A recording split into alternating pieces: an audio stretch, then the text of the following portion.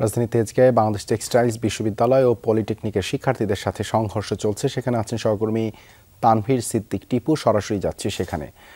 তানভীর, কি নিয়ে এই সংঘর্ষ, এখন পরিস্থিতি কেমন দেখছেন? দেবাশিস, আমরা যতটুকু জানতে পেরেছি এখন পর্যন্ত যে আজিজ হল, আপনার বুটেক্স যে বিশ্ববিদ্যালয়টি আছে এবং এই বিশ্ববিদ্যালয়ের আজিজ হলে পলিটেকনিক কলেজের ছাত্রদলের কয়েকজন নেতা তারা এখানে বৈঠক করছিলেন। সেই বৈঠক করার এক প্রেক্ষাপটে দাঁড়িয়ে বুটেক্সের ছাত্ররা তার প্রতিবাদ জানায় এবং সেখান থেকেই মূলত এই যে বাকবিতণ্ডা এবং যে ধাওয়া পাল্টা ধাওয়া তার সূত্রপাত। এবং এখন পর্যন্ত আমরা যে ঘটনাস্থল, সেই ঘটনাস্থলে এর ভেতরে প্রবেশ করতে পারিনি। কয়েকবার আমরা গণমাধ্যম কর্মীরা প্রবেশ করার চেষ্টা করেছি, কিন্তু আমাদেরকে ধাওয়া দিয়ে সেখান থেকে বের করে দেওয়া হয়েছে।